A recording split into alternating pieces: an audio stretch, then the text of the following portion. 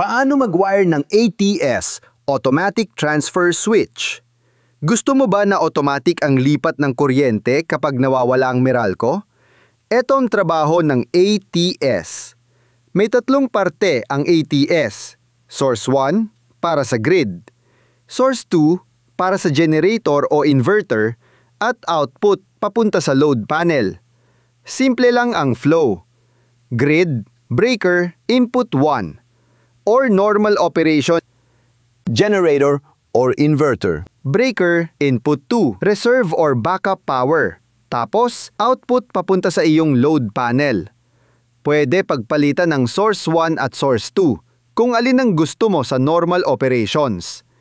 Laging may breaker bago pumasok sa ATS. Laging gumamit ng tamang size ng wire at breaker. At siguraduhin naka-off lahat bago mag-install. Safety first. Kaya ayon, automatic na ang power transfer gamit ang ATS.